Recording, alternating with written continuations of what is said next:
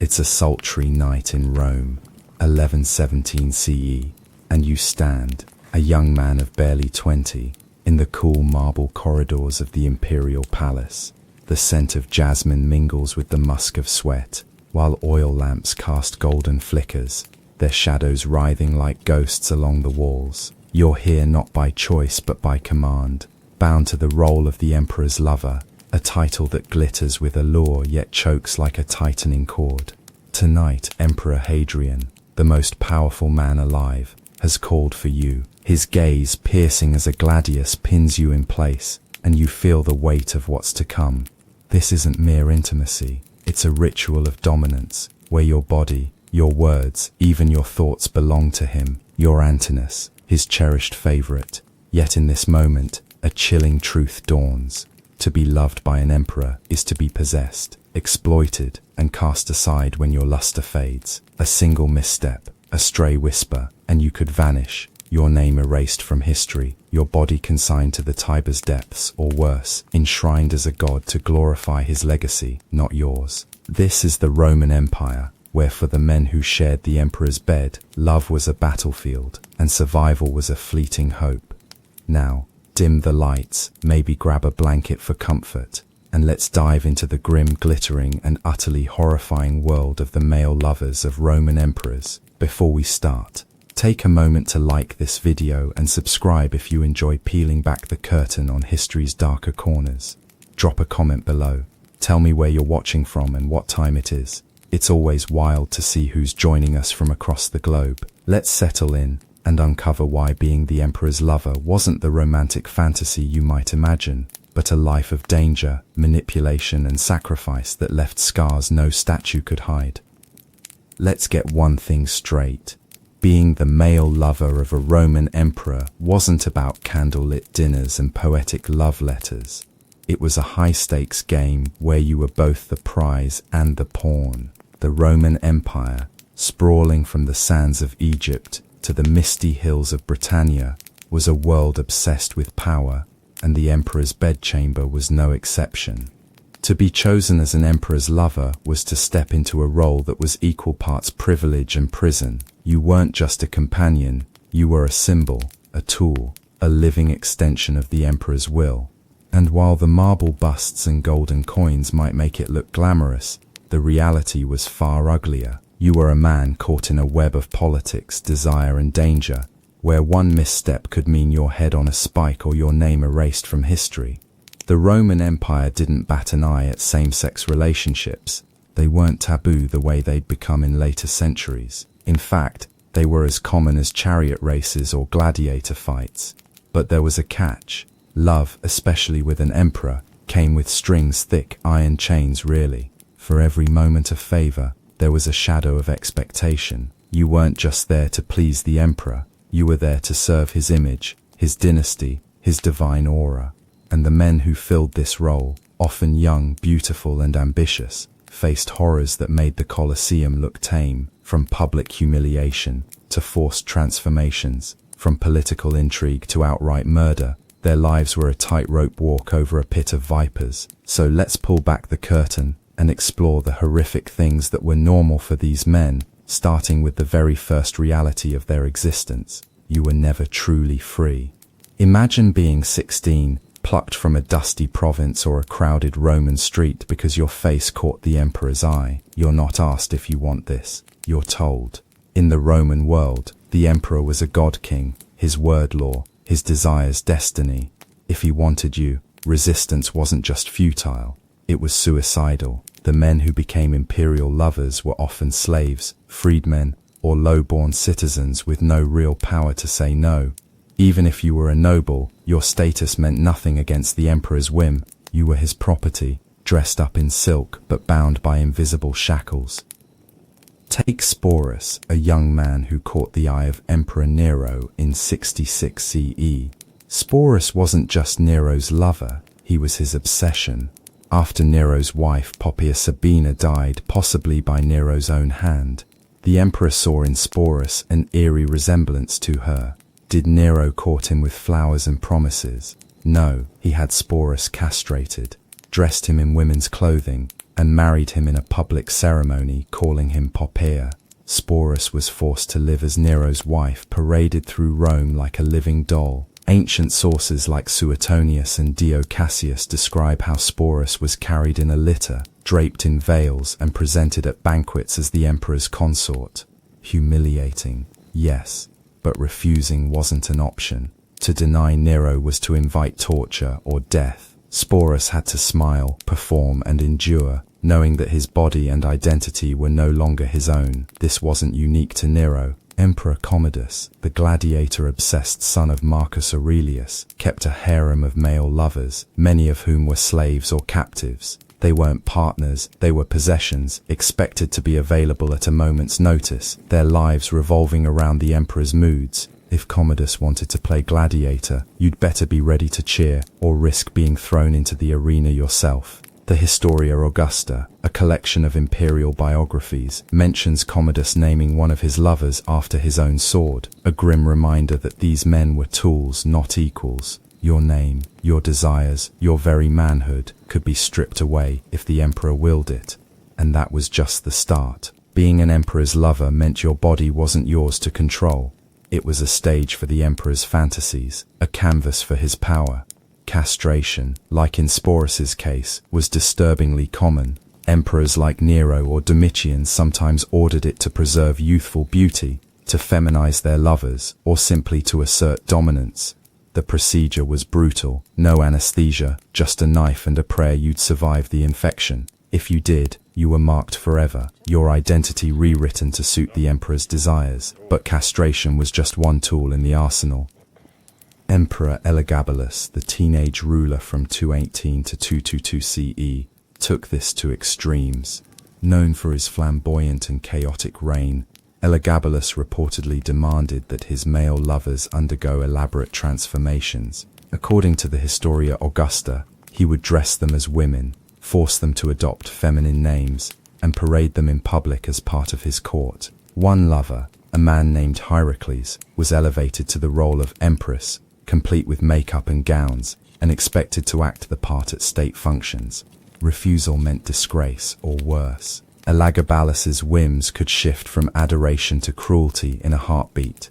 One day you're his beloved, the next you're mocked in front of the Senate, or sent to the lions for his amusement. Physical alterations weren't always permanent, but they were always humiliating. Emperor Caligula, notorious for his sadistic streak, reportedly forced his lovers to fight in mock gladiatorial bouts, sometimes naked, to entertain his court. Suetonius tells of one young man, a freedman named Mester, who was made to perform erotic dances in the palace while Caligula leered from his throne. These weren't private moments, they were spectacles, designed to show the emperor's control over every aspect of your existence. Your body, your dignity, your very masculinity were props in a performance you didn't write. The emperor's bed wasn't just a place of desire, it was a political arena. As a lover, you weren't just a companion, you were a player in a game of power, whether you liked it or not. Emperors used their lovers to send messages, secure alliances, or destabilize rivals. Your presence in the palace could shift the balance of power, make enemies of senators, or spark rumors that could topple dynasties. And you had no say in how you were used. Take Antinous, Hadrian's beloved from 130 CE, a young man from Bithynia. Antinous was more than just a lover.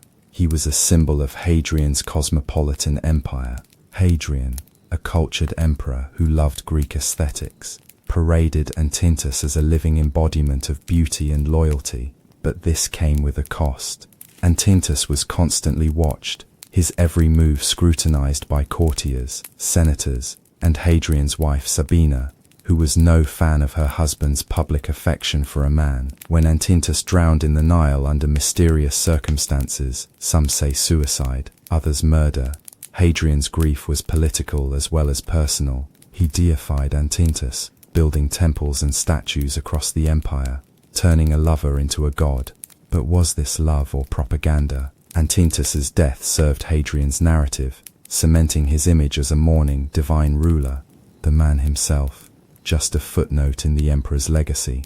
Other lovers weren't so lucky to be immortalized. Emperor Domitian, ruling from 81 to 96 CE, had a lover named Arinus, a eunuch whose beauty was celebrated in poetry by Stanius and Martial.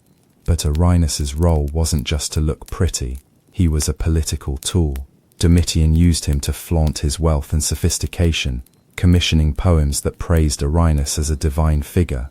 Yet behind the verses, Arinus was a slave, his life controlled by a paranoid emperor who executed anyone suspected of disloyalty. One wrong word, one jealous rival, and Arinus could have been discarded like a broken statue. The political game was deadly. Lovers were often pitted against the emperor's family or advisors.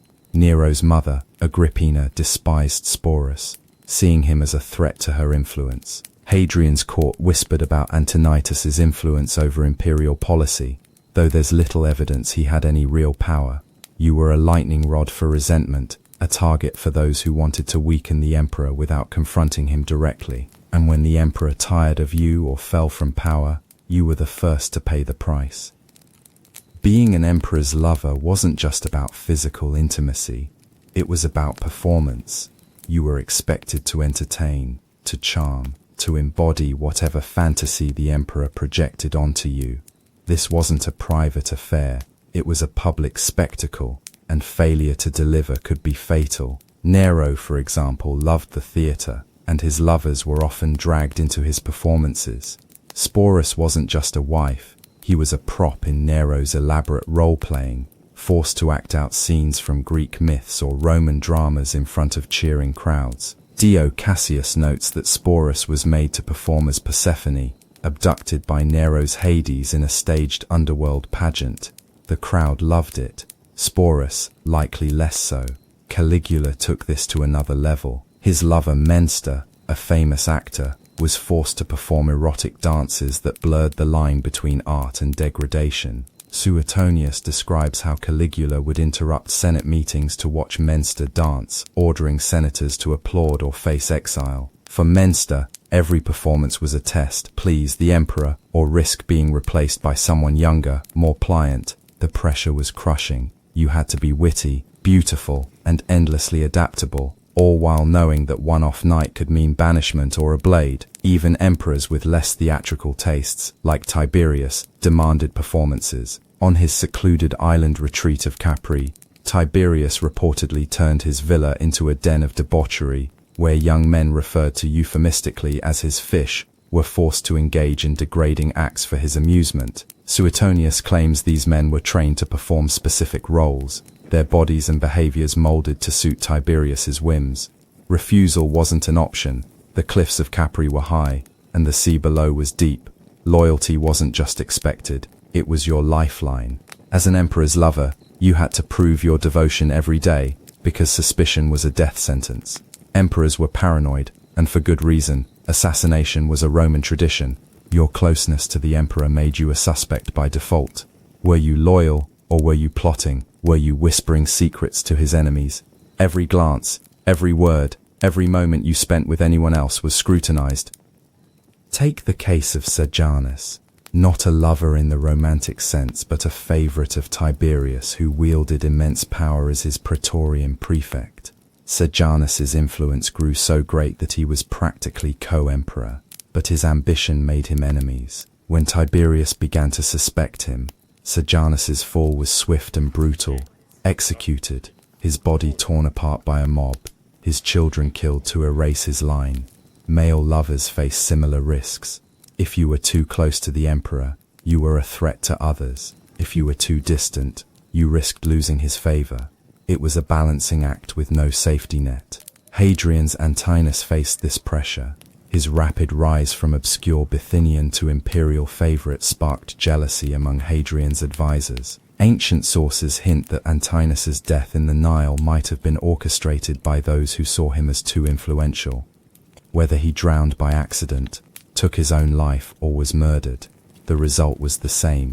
His loyalty was no shield against the dangers of his position. Perhaps the most horrific reality was how temporary your role was. An emperor's love burned bright but faded fast. Youth and beauty were your currency, and both were fleeting. The moment a younger, more charming rival appeared, you were at risk of being cast aside. And in Rome, cast aside didn't mean a quiet retirement. It meant exile, execution, or a staged accident. Sporus's story is a grim example. After Nero's death in 68 CE, Sporus didn't get to fade into obscurity. He was passed to Nero's successor, Otho, who used him as a symbol of continuity with Nero's reign. When Otho fell, Sporus was taken by Vitellius, who planned to have him publicly humiliated in a staged gladiatorial rape.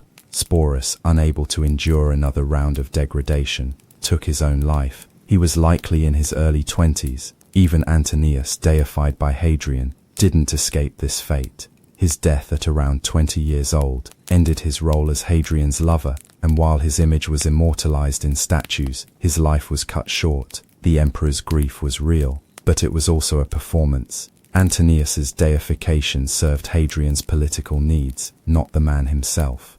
Lovers were replaceable, their stories erased or rewrit to suit the emperor's narrative. Being an emperor's lover meant living under a spotlight that burned. You weren't just a private companion, you were a public figure, and the Roman elite loved nothing more than gossip. Senators, courtiers, and even the plebs in the streets whispered about you. Were you a gold digger, a seducer, a victim? The truth didn't matter, the rumors did. And emperors often leaned into this, using public displays to assert their dominance.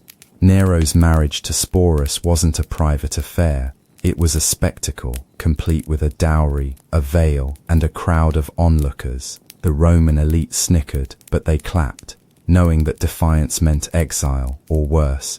Elagabalus took this further, parading his lovers through the streets in chariots dressed as gods or goddesses, while the Senate was forced to watch. The Historia Augusta describes how Elagabalus's lover Hierocles was given titles like Caesar's consort, a public role that invited both adoration and scorn. For the lover, this meant constant humiliation. You couldn't hide from the stares, the whispers, or the crude jokes scrawled on tavern walls. Your private moments were fodder for public entertainment, and your dignity was sacrificed for the emperor's ego. Even if you were loved, you were never respected, not by the court, not by the people, and sometimes not even by the emperor himself. The imperial palace was a nest of vipers, and as the emperor's lover, you were a prime target. The emperor's family, his advisors, his wife, his other lovers, all saw you as a threat.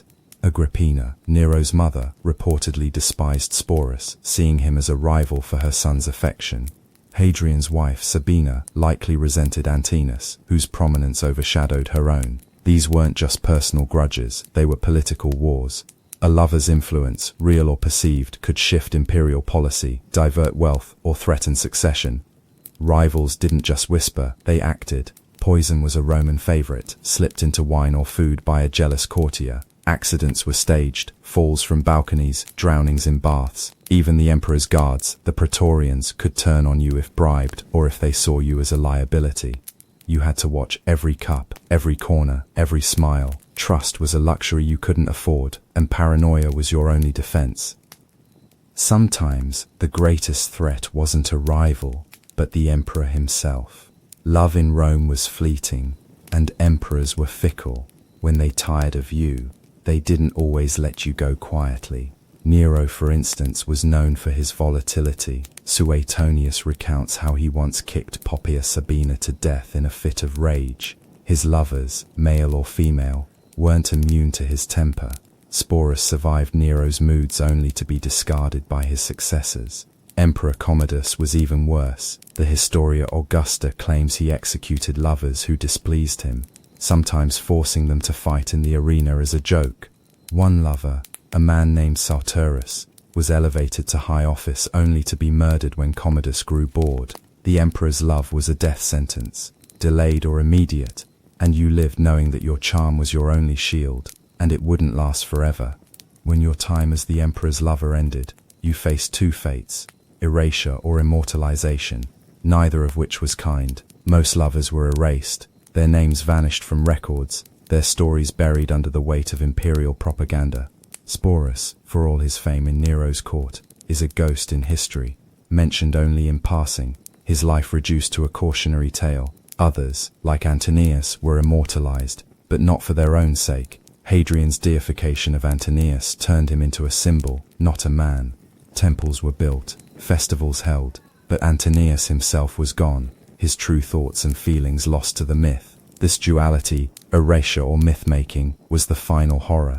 You were never allowed to be just a person. You were a tool, a prop, a god, or nothing at all.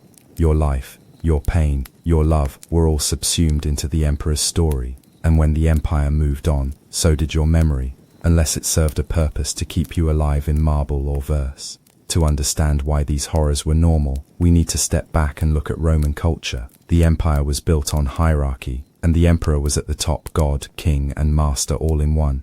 His desires weren't just personal, they were divine mandates. To serve him even as a lover was to serve the state. Same-sex relationships, while accepted, were governed by strict power dynamics. The emperor, as the ultimate active partner, held all the power, while the lover, often younger or lower born, was expected to be passive, compliant, and disposable.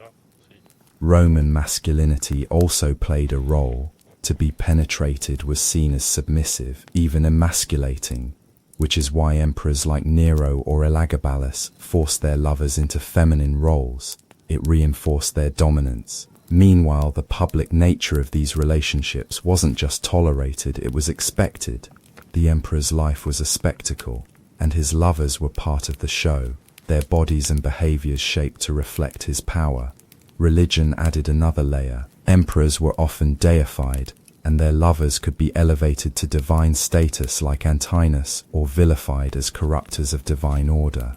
Either way, the lover's role was to amplify the emperor's myth, not to exist as an individual. This cultural framework made the horrors not just normal but inevitable, a feature, not a bug, of imperial life. Imagine the toll of living like this. You're young, beautiful, and thrust into a world where your every move is watched, your every word weighed, your loved one moment, mocked the next. You're a god to the emperor, a villain to his court. You can't trust anyone, not even yourself, because a single mistake, a glance too long, a laugh too loud, could end you. The paranoia, the shame, the constant performance would grind down even the strongest soul. Ancient sources rarely discuss the lover's feelings, but we can infer. Sporus's suicide suggests a man broken by degradation. Antinous' death, whether suicide or murder, hints at a life under unbearable pressure. These men weren't just victims of physical horrors, they were trapped in a psychological cage, their identities stripped, their agency stolen. To be an emperor's lover was to live in a constant state of fear, knowing that love was a blade, and it was always aimed at your throat.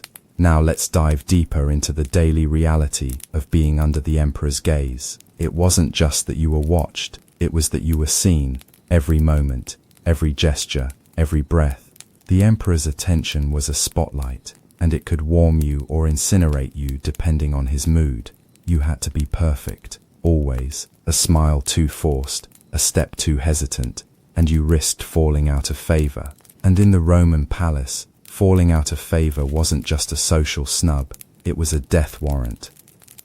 Take the case of Emperor Tiberius, that grim old man who ruled from 14 to 37 CE. Tiberius wasn't one for public spectacles like Nero or Caligula, but his private obsessions were no less terrifying. On his island retreat of Capri, he surrounded himself with young men he called his little fish, a term that sounds playful, but was anything but.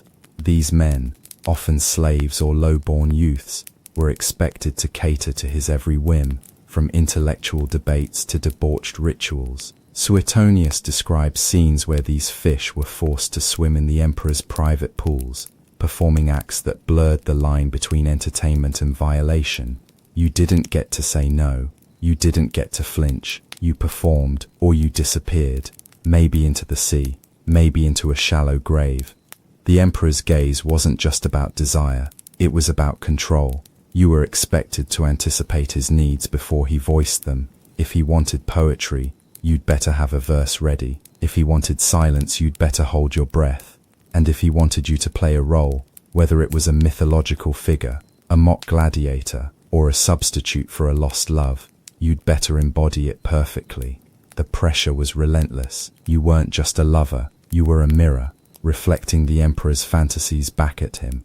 And if that reflection cracked, so did your future. In Rome, beauty was a currency, and for the emperor's lovers, it was a double-edged sword. Youth and attractiveness were what got you noticed, but they also made you a target. The emperor's eye was drawn to smooth skin, bright eyes, and graceful limbs, but those qualities faded fast in a world without modern medicine or skincare. And when your beauty waned, so did your value. Emperor Domitian's lover Erinus, the eunuch celebrated by poets, was chosen for his almost divine beauty. Castration ensured he'd retain a youthful appearance longer than most, but even that wasn't enough. As he aged, the poems stopped, the emperor's attention drifted, and Erinus likely faced the same fate as countless others, obscurity, or worse. The Historia Augusta hints that Domitian's lovers were often replaced as soon as a new face caught his eye, their former favour forgotten like last season's chariot races. This obsession with youth wasn't just vanity, it was cultural. Romans idolized the Greek ideal of beauty, where youth was equated with divinity. Emperors like Hadrian, steeped in Hellenistic culture, sought lovers who embodied this ideal. Antinous, with his chiseled features and boyish charm, was practically a living statue of Apollo, but that same beauty made him a prisoner. He couldn't age gracefully, he couldn't retreat to a quiet life. His role demanded perfection, and when perfection faded, so did the emperor's interest. For many lovers, this meant a desperate scramble to stay relevant through flattery, performance, or even dangerous alliances with other courtiers. But the clock was always ticking, and in Rome, time was a merciless enemy. The imperial palace wasn't a home, it was a gilded cage. You might sleep on silk, dine on peacock, and wear jewels that glittered like stars, but you were never free to leave. The palace was a labyrinth of marble and intrigue, where every door was guarded, every conversation overheard. You couldn't slip out for a night at the tavern, or visit your family in the provinces without the emperor's permission, and even if you did, you'd be followed by spies, by guards, by the emperor's own paranoia. For Sporus, the palace was a literal prison. After Nero's marriage, he was confined to the imperial residence, his movements restricted, his identity erased. He wasn't a person anymore, he was Poppaea, a role he had to play every waking moment. Dio Cassius describes how Sporus was kept under constant watch, his every action monitored to ensure he didn't step out of character. Even when Nero was away, Sporus couldn't relax. Courtiers and slaves reported back to the emperor, ready to pounce on any sign of disloyalty. This wasn't unique to Sporus. Emperor Elagabalus's lovers, like Hierocles, were similarly trapped. The Historia Augusta recounts how Hierocles was given a suite in the palace, but it came with a catch. He was expected to be available at all times, his life revolving around the emperor's unpredictable schedule. You couldn't have a day off, you couldn't be sick, you couldn't be human. The palace was a stage, and you were always performing, always watched, always judged. Religion in Rome wasn't just a belief system, it was a tool of power, and the emperor's lovers were often caught in its grip. Emperors were seen as divine or semi-divine, their actions sanctioned by the gods. This gave their desires a sacred weight, but it also meant their lovers were expected to play divine roles. Antoninus's deification after his death wasn't just an act of grief, it was a religious statement. Hadrian declared him a god, with temples and priesthoods established across the empire. But this wasn't about Antoninus's soul, it was about Hadrian's legacy, a way to cement his image as a divine ruler mourning a divine love. For other lovers, religion was a weapon turned against them. Elagabalus, a priest emperor devoted to the sun god Elagabal, integrated his lovers into his religious rituals. The Historia Augusta claims he forced Hierocles to participate in ceremonies where he was presented as a divine consort, draped in sacred robes and paraded before worshippers. This wasn't an honor, it was a public erasure of his identity, turning him into a prop for Elagabalus's divine theater.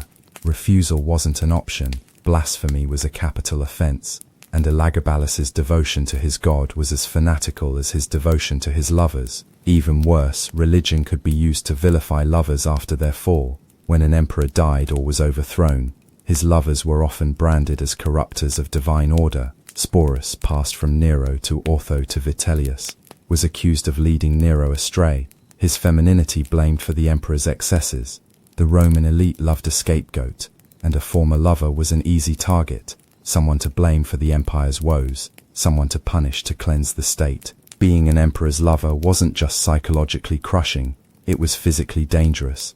The palace was a place of poison, blades, and accidents waiting to happen. You weren't just at risk from the emperor's moods, but from the tools of his power. Poison was a constant threat, slipped into your wine by a rival or even a suspicious emperor testing your loyalty.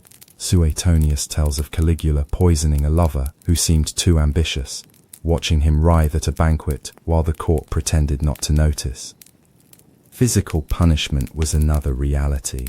Emperors like Commodus, with his gladiator obsession, sometimes forced lovers to fight in the arena, not for glory, but for entertainment. The Historia Augusta describes how one lover was made to face a lion, unarmed, as a test of courage. He survived, but the message was clear. Your life was a plaything, and the emperor held the script. Even the act of love itself could be dangerous. Tiberius's fish was subjected to acts so degrading that Suetonius hesitates to describe them fully, hinting at physical harm that left scars. The emperor's desires weren't always gentle, and in a world where power trumped consent, you had no recourse. You endured, or you died. In Rome, gossip was a weapon sharper than any sword, and as an emperor's lover, you were its favorite target. The Roman elite thrived on scandal, and your role in the emperor's bed was prime material. You weren't just a lover, you were a story, twisted and retold in every tavern, bathhouse and senate chamber. Were you a scheming opportunist, a seducer of the divine, a victim of imperial lust? The truth didn't matter, only the narrative did. Sporus was a lightning rod for this. His marriage to Nero was mocked in graffiti across Rome, with crude drawings and jokes about his femininity. Even after Nero's death, the stigma followed him, making him a target for every new emperor who wanted to distance himself from Nero's legacy. Antinous too was whispered about. His deification sparked rumors of dark rituals or political manipulation, with some claiming he was sacrificed to prolong Hadrian's life.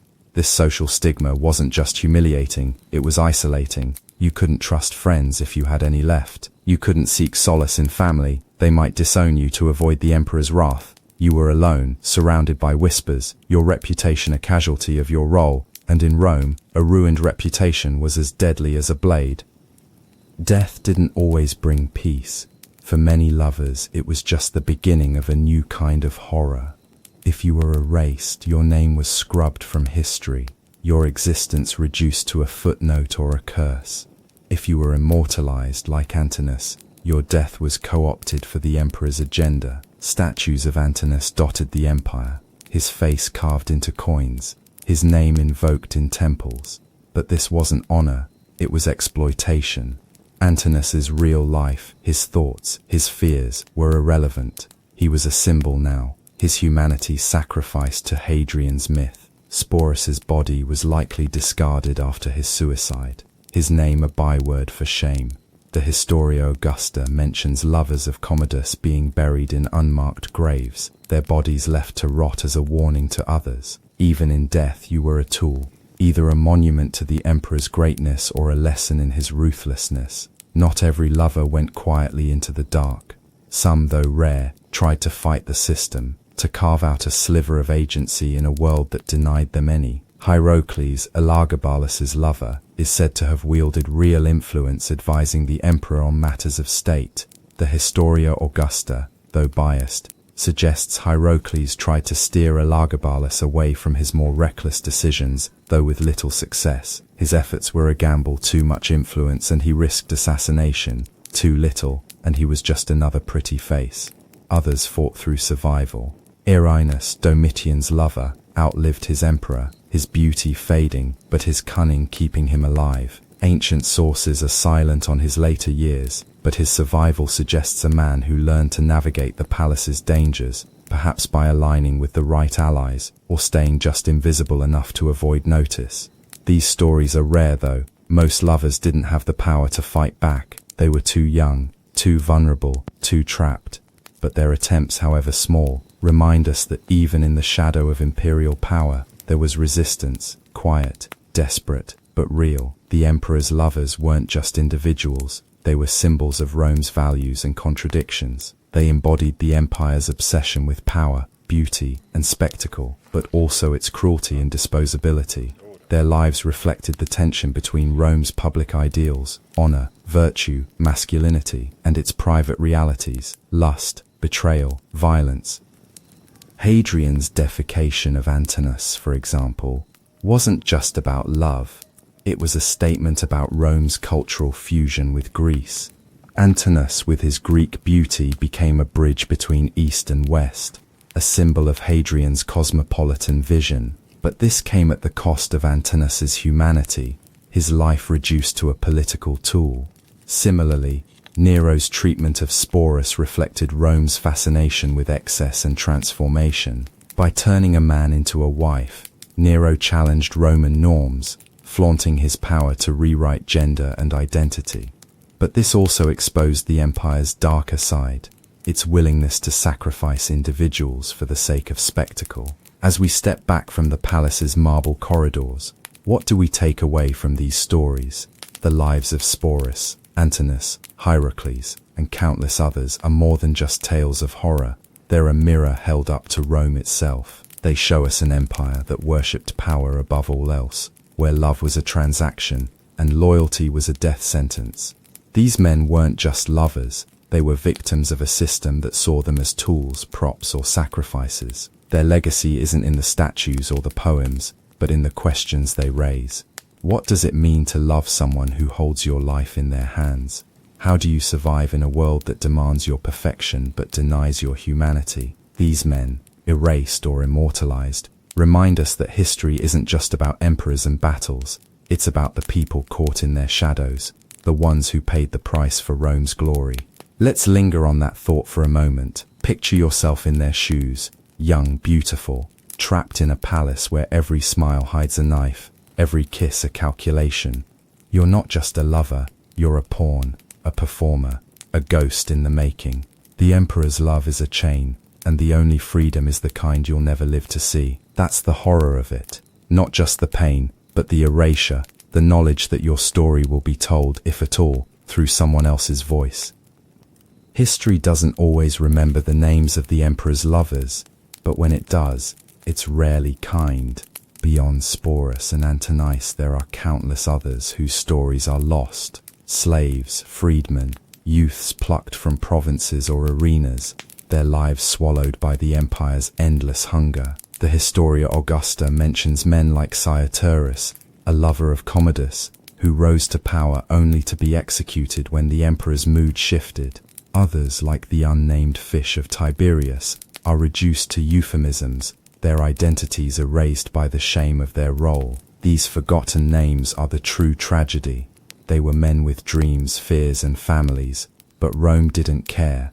They were props in a grand imperial drama, their lives spent to fuel the emperor's myth. And when they died, whether by poison, blade, or their own hand, the empire moved on, their graves unmarked, their stories untold. It's worth noting the women who stood in the background of these stories.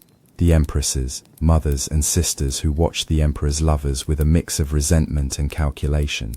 Agrippina, Nero's mother, saw Sporus as a threat to her control, her influence waning as Nero's obsession grew. Sabina, Hadrian's wife, was forced to endure Antonitus's prominence, her role as empress overshadowed by a young man from Bithynia. These women weren't just bystanders, they were players in the same deadly game, their own survival tied to the emperor's whims. Their stories add another layer to the horror. They too were trapped in the palace's web, their power limited by gender and custom. They couldn't openly challenge the emperor's lovers, but they could plot, whisper, and sometimes strike. The poison that killed a lover might come from an empress's hand, the rumor that destroyed him from her lips. In Rome, everyone was a potential enemy, and the emperor's lovers were caught in the crossfire. To fully grasp the horror of being an emperor's lover, let's compare Rome to other ancient cultures. In Greece, same-sex relationships were often framed as mentorships, with an emphasis on mutual respect between an older man and a younger one. While power imbalances existed, they were less brutal than Rome's imperial dynamics, where the emperor's divine status erased any pretense of equality. In Persia, the Achaemenid kings had male lovers, but they were often integrated into the court as advisors or generals, their roles more stable than in Rome. The Hellenistic kingdoms, like those of Alexander's successors, celebrated male beauty, but rarely subjected lovers to the public humiliation seen in Nero's or Elagabalus's courts. Rome's unique blend of spectacle, power, and cruelty made the emperor's lover a uniquely precarious role, their lives shaped by the empire's obsession with dominance. There's something haunting about these men, something that lingers long after the history books close. We know so little about their inner lives, their hopes, their fears.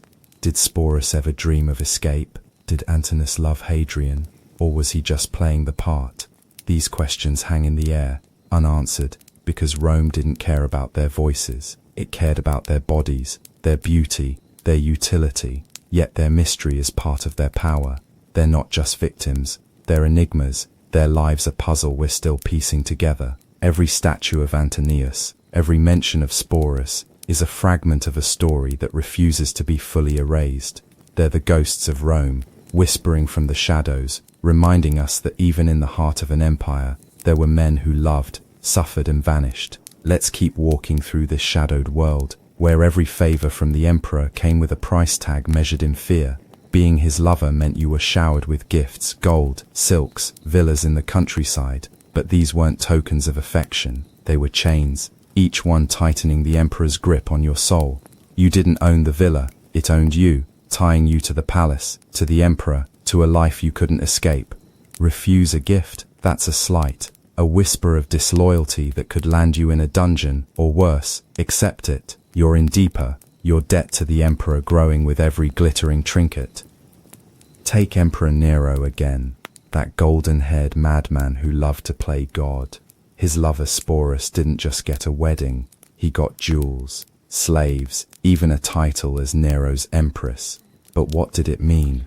Every gift was a reminder that Sporus was property, his life a performance for Nero's pleasure. The Historia Augusta tells of Commodus giving his lovers lavish presents, horses, armor, even minor political offices. But these were traps. Accept a governorship, and you're suddenly responsible for a province's loyalty. Fail, and it's your head. The gifts were bait, and the hook was always sharp. Even Hadrian, the cultured emperor, used gifts as weapons. Antinous was draped in finery, his image carved into coins and statues. But these weren't acts of love, they were branding. Hadrian marked Antinous as his, a possession to be displayed, not a partner to be cherished. When Antinous died, those statues became Hadrian's legacy, not Antinous' triumph. The emperor's favor was a currency you could never spend freely, because every coin came with a debt you'd pay in blood. The Roman palace wasn't just a private residence, it was a theater. And you, the emperor's lover, were the star of a show you never auditioned for. Every banquet, every festival, every public appearance was a performance, and the audience was merciless. The emperor didn't just want you to love him, he wanted the world to see you love him. Your role was to dazzle, to charm, to make the emperor look divine by association. But one wrong line, one missed cue, and the crowd turned from clapping to calling for your head. Nero loved this game. His marriage to Sporus wasn't a quiet affair. It was a spectacle, staged in front of Rome's elite. Dio Cassius describes how Sporus was carried through the streets in a litter, veiled like a bride, while senators and knights watched in uneasy silence. You didn't get to hide in the shadows. You were on display, your every gesture judged. Smile too broadly, and you're a schemer. Look too grim, and you're ungrateful. The crowd wasn't there to cheer you. They were there to dissect you, to whisper about your motives, your masculinity, your very existence. Elagabalus took this to absurd heights. His lover Hierocles wasn't just a consort, he was a co-star in Elagabalus's divine drama. The Historia Augusta claims Elagabalus paraded Hierocles in chariots, dressed as a goddess, while priests chanted and crowds gawked. Hierocles had to play along, his masculinity erased for the sake of the emperor's vision. Refuse. You'd be replaced, or worse, made an example of.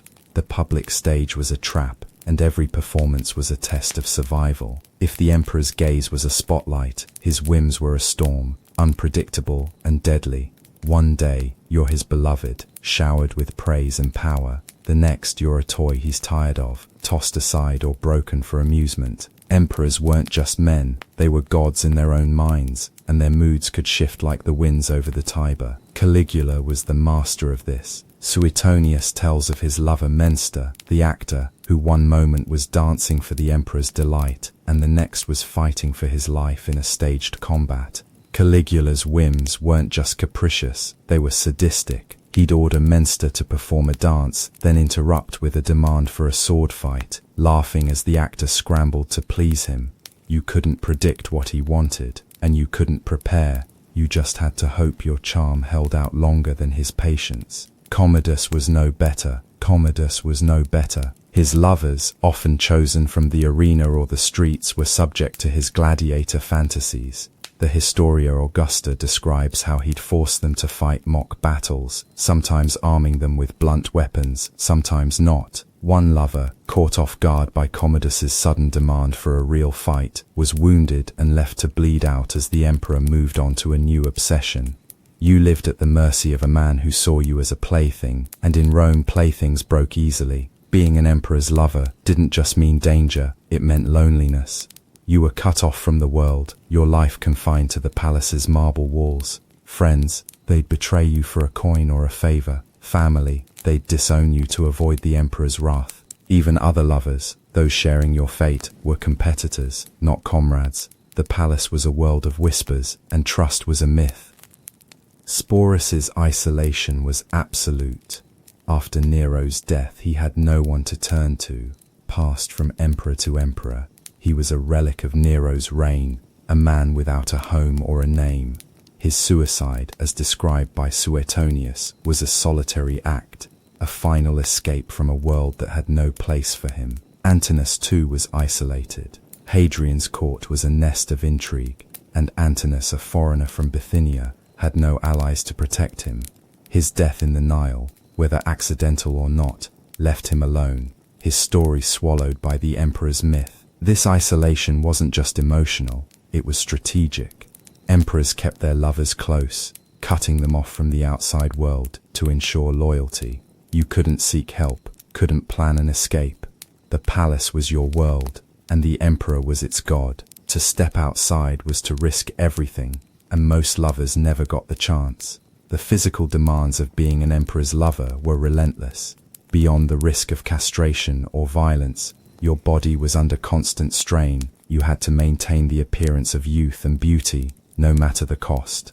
No modern gyms or diets here, just harsh cosmetics, starvation diets, and the constant threat of disease in a world without antibiotics. Irenaeus, Domitian's lover, was a eunuch, his body altered to preserve his youthful look, but even that wasn't enough. The Historia Augusta hints that lovers used crude makeup, lead-based powders, coal, even crushed beetles, to enhance their appearance, risking poisoning or disfigurement. Sleep was a luxury. You were expected to be available at all hours, whether for a midnight banquet or a dawn ritual. Exhaustion was your constant companion, and it showed in your eyes, your skin, your trembling hands. Then there was the violence. Emperors like Commodus didn't just love their lovers, they tested them. A lover might be forced into a wrestling match, a mock duel, or a humiliating public display. Injuries were common, and medical care was rudimentary. A broken bone, a festering wound, or a simple fever could end your career and your life. You were a body under siege, and the emperor was both your captor and your destroyer. Perhaps the deepest horror was the moral toll. To survive as an emperor's lover, you had to compromise everything. Your values, your identity, your soul. You weren't just asked to love the emperor, you were asked to enable him, to cheer his cruelties, to smile as he tortured others or waged wars. You became complicit, whether you wanted to or not. Sporus, dressed as Nero's wife, had to watch as Nero burned Christians or executed rivals, his silence a form of consent. Hierocles, Elagabalus's consort, was forced to participate in rituals that shocked even the decadent Romans, his presence lending legitimacy to the emperor's excesses. You couldn't say no, couldn't protest, couldn't even flinch. To survive, you had to bury your conscience, to become someone you didn't recognize. This moral erosion was a slow poison. Every day, you made choices, small betrayals, quiet nods that chipped away at who you were. By the time you realized what you'd lost, it was too late. You weren't just the emperor's lover, you were his shadow, a reflection of his darkness. And in Rome, that darkness was endless. But the horrors didn't end with the loss of self or the fleeting nature of survival. Let's step deeper into the mire, into a reality where every word you spoke, every glance you cast could be twisted into a noose by those closest to you. As an emperor's lover, you lived in a world where betrayal wasn't just a risk, it was a certainty. The palace was a snake pit, and even those who seemed like allies were often waiting for the chance to strike. You weren't just surrounded by enemies, you were surrounded by people who wore smiles like masks, their loyalty as fragile as a cracked amphora. Imagine being Antonice, standing in Hadrian's court, your beauty the talk of Rome. You catch a senator's eye, not out of desire, but calculation. He offers you a cup of wine, his voice warm, his words praising your grace. But is the wine poisoned? Is he testing you? Reporting back to Hadrian to see if you'll accept a gift from another, or perhaps he's plotting to use you, to whisper to the emperor that you spoke ill of him. You can't refuse the wine without offending him, but you can't drink it without risking your life. Every interaction was a gamble, and the stakes were always mortal. This wasn't paranoia, it was survival. The Historia Augusta tells of a lover of Emperor Septimius Severus, a young man named Aurelius, who was betrayed by a fellow courtier.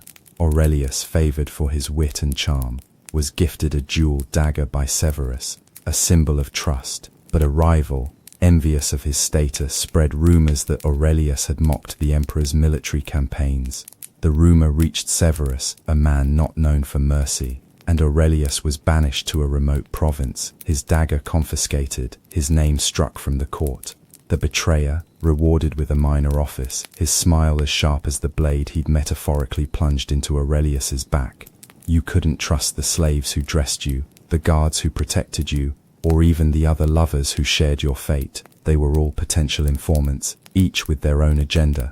A slave might report your private complaints to curry favor with the emperor. A guard might sell your secrets to a senator plotting a coup. Even another lover, desperate to climb the hierarchy, might whisper lies about your loyalty to secure their own position. You were alone in a crowd, your every word a potential death sentence, your every ally a potential traitor. In this world of betrayal, silence was your only shield, but it came at a cost. As an emperor's lover, you were privy to secrets that could shake the empire.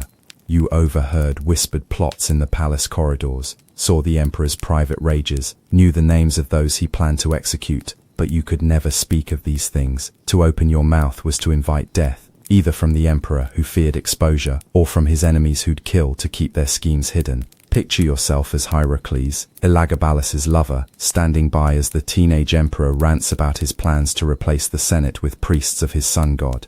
You know this is madness, that it'll spark rebellion, but you can't warn anyone. Speak to a senator, and you're a traitor. Confide in a friend, and they'll sell you out.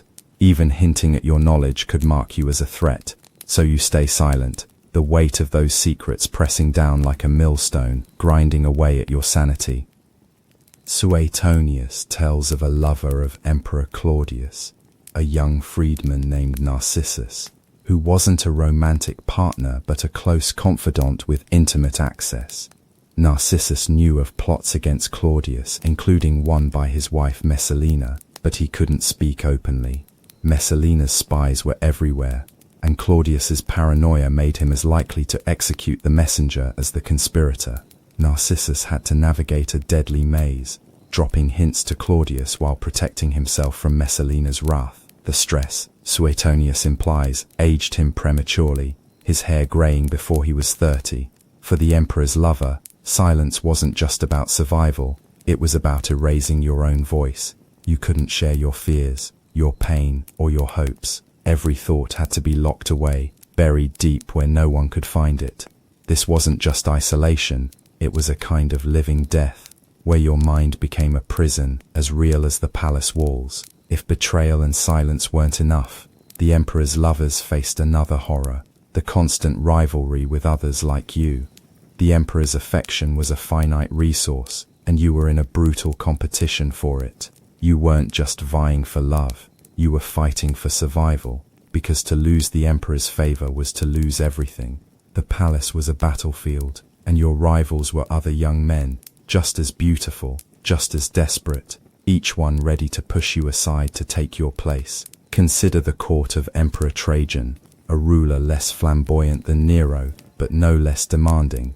Trajan, known for his military prowess, kept a retinue of young men, not all lovers in the romantic sense but certainly in the orbit of his favor. Among them was a youth named Nerva, not the future emperor but a namesake, whose beauty was praised in letters by Pliny the Younger.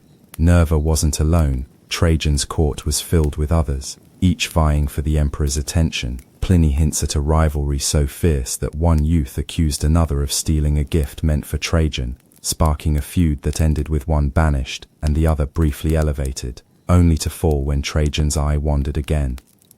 This rivalry wasn't just about jealousy, it was orchestrated. Emperors like Caligula or Commodus pitted their lovers against each other, delighting in the chaos. Suetonius describes Caligula hosting banquets where his lovers were forced to compete in displays of wit, dance, or even mock combat, the winner gaining a night of favor, the loser facing humiliation or worse. You had to outshine your rivals, but not too much. Stand out too brightly, and you'd draw the emperor's suspicion or the court's envy. It was a cruel game, and you were always one misstep from losing. The worst part, these rivals weren't strangers, they were men like you, trapped in the same gilded cage, their dreams and fears mirroring your own, yet you couldn't afford to see them as allies. To show kindness was to show weakness, and weakness was a death sentence. So you smiled, you schemed, you stabbed them in the back before they could do it to you. And with every victory, you lost a piece of yourself, knowing you'd become the monster you feared. Beyond the physical transformations like castration, there was a subtler, more insidious horror, the complete rewriting of your identity. As an emperor's lover, you weren't allowed to be yourself. Your past, your name, your very sense of self were erased, replaced with a persona crafted to suit the emperor's desires. You weren't a man with a history, you were a creation, molded to fit a role in the emperor's story.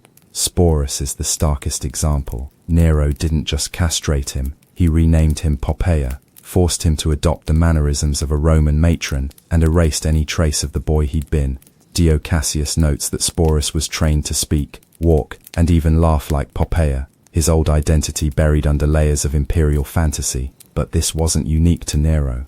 Emperor Domitian's lover Irenaeus was given a name meaning springtime, a poetic flourish that stripped away his original identity and tied him to the emperor's aesthetic. Statius's poems describe Irenaeus as a living embodiment of youth, not a person with a past or a future. This manipulation went beyond names. You were expected to adopt new habits, new speech patterns, even new beliefs. If the emperor was a stoic like Marcus Aurelius, you'd better quote Seneca at dinner. If he was a devotee of a foreign god, like Elagabalus, you'd better learn the rituals of his cult. Your memories of home, your childhood, your family, they were irrelevant. You were reborn in the palace, and the emperor was your creator. To cling to your old self was to risk his displeasure, and in Rome, displeasure meant death. This wasn't just about pleasing the emperor, it was about survival in a court that demanded conformity. If you didn't fit the role, you were replaced. The Historia Augusta tells of a lover of Emperor Caracalla, a youth from Syria, whose name is lost to history. Caracalla, obsessed with Alexander the Great, forced him to dress as a Macedonian prince, complete with a false accent and fabricated backstory. When the youth struggled to maintain the charade, Caracalla grew bored and had him executed, his body dumped in the Tiber. Your identity wasn't just rewritten, it was disposable. erased as easily as a name scratched from a tablet. Living as an emperor's lover meant never letting your guard down. The palace wasn't just a place of danger, it was a place of relentless vigilance, where every moment demanded your full attention. You had to watch the emperor's mood, gauge the intentions of his courtiers, and monitor your own behavior to avoid any slip that could be used against you. This wasn't just tiring, it was soul-crushing, a never-ending marathon with no finish line. Imagine being Minter, Caligula's actor-lover, forced to perform erotic dances at a moment's notice. Suetonius describes how Minter had to be ready at all hours, his body honed, his mind sharp, even after nights of sleepless banquets. A single yawn, a faltering step, and Caligula's laughter could turn to rage. You couldn't rest, couldn't relax, couldn't let the mask slip. The emperor's favor was a flame that needed constant tending, and exhaustion was your enemy as much as any rival. This vigilance extended to every aspect of your life. You had to memorize the names and faces of courtiers, knowing who was loyal to the emperor and who was plotting against him. You had to track the shifting alliances of the Senate, the mood of the Praetorian Guard, even the gossip of the slaves. A misstep, greeting the wrong person, ignoring a key figure, could mark you as disloyal or incompetent. The Historia Augusta recounts a lover of Emperor Pertinax, a young man whose name is lost, who was exiled for failing to bow to a visiting governor. The mistake wasn't just etiquette, it was seen as a sign of disloyalty, a crack in the emperor's carefully curated image. The exhaustion wasn't just physical, it was mental. You had to think 3 steps ahead, anticipate every possible outcome, and still maintain the appearance of effortless grace. Your mind was a battlefield, every thought a strategy, every word a weapon. And when you finally collapsed into bed, if you were lucky enough to get a moment's rest, the nightmares came, visions of poison, blades, or the emperor's cold eyes turning away from you. One of the cruelest horrors was the loss of family. As an emperor's lover, you were often torn from your kin, your ties to them severed to ensure your loyalty belonged only to the emperor. Your parents, siblings, or children, if you had them, became liabilities, potential hostages to keep you in line, or bargaining chips for your enemies. To survive, you had to cut them out of your life, a wound that never healed. Take the case of a lesser-known lover of Emperor Trajan, a youth from Hispania, whose story survives in fragments from Pliny's letters. This young man, chosen for his beauty during Trajan's campaigns, was forced to abandon his family in a small provincial town. When his mother wrote, begging for news, he couldn't respond. Any contact could be seen as disloyalty, a sign he wasn't fully devoted to Trajan. The emperor's spies intercepted her letters, and the youth was warned to burn them or face exile. He chose survival, but at the cost of his mother's love, her final letter accusing him of abandoning her for gold and glory. This wasn't uncommon. Emperors demanded total devotion, and family ties were a threat to that control. Nero, for instance, kept Sporus isolated from any kin, ensuring he had no one to turn to but the emperor. When Sporus's mother tried to visit Rome, she was turned away at the city gates, her pleas ignored. The message was clear: your family was a distraction, and distractions were dangerous. You had to choose, your loved ones or your life. Most chose life, but the guilt of that choice was a shadow that followed you, a reminder of the person you might have been outside the palace's walls. Time itself was a weapon in the emperor's arsenal. As his lover, your days and nights weren't yours to control. The emperor's schedule dictated your life, and it was as unpredictable as his moods. You might be summoned at dawn for a philosophical debate, only to be kept awake until midnight for a drunken banquet. Sleep was a luxury, meals a gamble, and rest a distant dream. Emperor Elagabalus was notorious for this. The Historia Augusta describes how he'd summon his lovers, including Hierocles, at odd hours, 3 in the morning for a ritual to his sun god, noon for a chariot race, dusk for a poetry reading. You couldn't refuse, couldn't plead exhaustion. To falter was to show weakness, and weakness was an invitation to replacement. Hierocles, already burdened with the role of empress, had to adapt to Elagabalus's chaotic rhythm, his body and mind stretched to breaking. This manipulation of time wasn't just about control, it was about breaking you. By denying you rest, the emperor kept you vulnerable, dependent on his favor for even a moment's reprieve. Suetonius notes that Caligula's lovers, like Menester, were often kept awake for days, performing until they collapsed, only to be revived with cold water and forced to continue. Your body wasn't just a canvas for the emperor's desires, it was a machine, pushed to its limits to prove your devotion. The worst part, you had to make it look effortless. You couldn't yawn, couldn't stumble, couldn't let the exhaustion show in your eyes.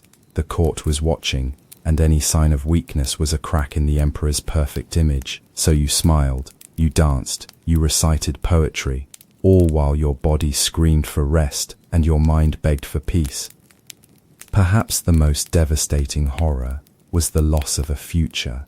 As an emperor's lover, you weren't just living for the moment, you were living without a tomorrow. Your role was temporary, tied to the emperor's whim, and there was no path forward. You couldn't plan for a family, a career, or even a quiet life in the provinces. Your future was the emperor's to shape, and it rarely ended well. Antonius' story is a stark reminder of this. His death at 20, whether by accident, suicide or murder, cut short any chance of a life beyond Hadrian's court. He might have dreamed of returning to Bithynia, of building a home, of growing old surrounded by friends, but those dreams were irrelevant. His life belonged to Hadrian, and when it ended, it was on the emperor's terms. His deification wasn't a future, it was a theft, turning his death into a tool for Hadrian's legacy. Others faced similar fates. The Historia Augusta mentions a lover of Emperor Severus Alexander, a young man named Zoticus, who was briefly elevated to high office before being cast out when Alexander's mother disapproved. Zoticus had no future to return to. His family disowned him, his reputation was ruined, and he vanished from history, likely dead by his own hand or another's. You couldn't plan for tomorrow, because tomorrow wasn't yours. You lived in the emperor's shadow, and when that shadow moved, you were left in darkness. This loss of hope wasn't just personal, it was systemic. The Roman Empire didn't value its lovers as individuals with futures.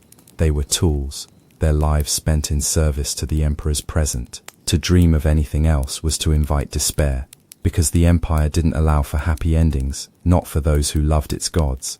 Even if you survived the emperor's favor, your story wasn't yours to tell. The empire controlled the narrative, and as a lover, you were written into history, not as a person, but as a symbol.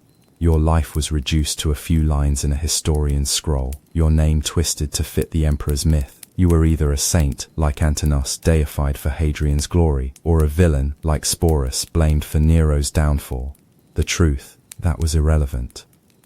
Take the case of a lover of Emperor Galba, a youth named Isolus, mentioned briefly by Suetonius. Isolus was elevated to freedman status and given wealth, but after Galba's assassination, he was executed by Otho's supporters, his name smeared as a corrupter of the emperor. Isolus had no chance to defend himself, no voice to tell his side. His story was written by his enemies, his life reduced to a cautionary tale about the dangers of imperial favor. This wasn't just a loss of agency, it was a theft of your existence. You couldn't write your own history, couldn't leave a legacy for your family or your home. The empire's historians, men like Suetonius, Tacitus, or the authors of the Historia Augusta, decided who you were, and they rarely cared about your truth. You were a prop in the emperor's story, your life shaped to serve his legend, whether as a tragic hero or a shameful footnote.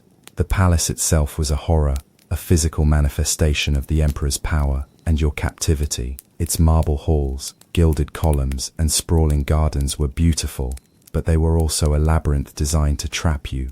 Every corner held a threat, a hidden alcove where spies could eavesdrop, a shadowed corridor where assassins could strike. You couldn't wander freely, every step was watched, every door guarded.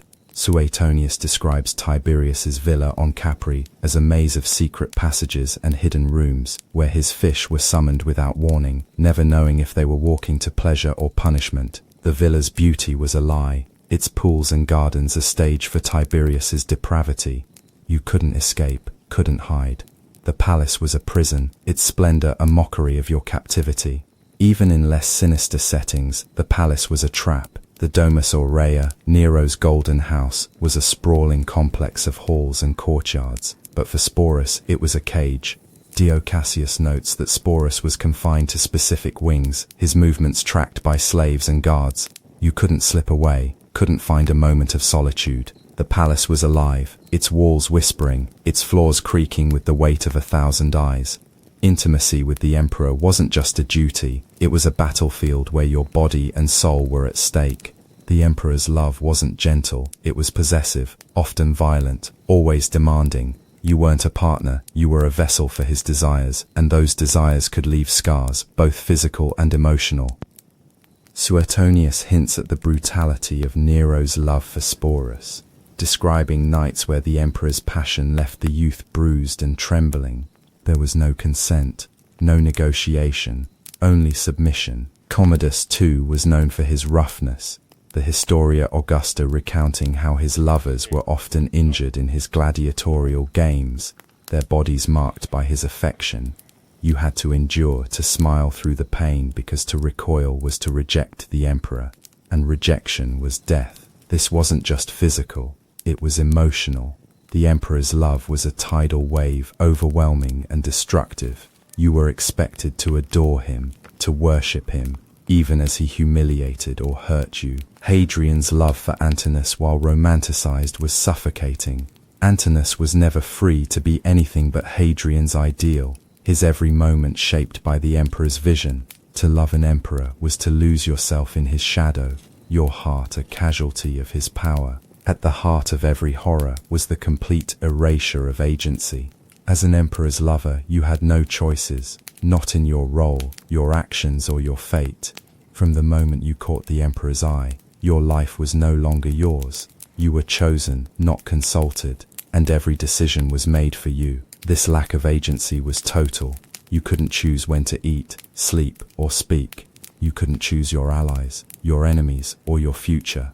Even your death wasn't yours. Antinous' drowning, whether suicide or murder, was shaped by the pressures of Hadrian's court. Sporus' suicide was a desperate grasp at agency, the only choice he could make in a life where every other decision was stolen. The Historia Augusta tells of a lover of Emperor Macrinus, a youth whose name is lost, who was forced to accompany the emperor on campaign, dressed as a soldier despite having no training. When he pleaded to return home, Macrinus laughed, saying he was too pretty for the provinces. The youth died in battle, his death a consequence of a choice he never had. In Rome, agency was a privilege reserved for the emperor, and as his lover, you were its antithesis, a puppet dancing on strings you couldn't see. For those like Antinous, immortality was its own horror. To be deified, to have your face carved into statues and coins, sounds like glory. But it was a curse. Your life was no longer yours, it was the empire's. Your image a tool for the emperor's propaganda. Antinous' statues are beautiful, but they're not him, they're Hadrian's vision, a sanitized version of a man whose pain was erased to serve a myth.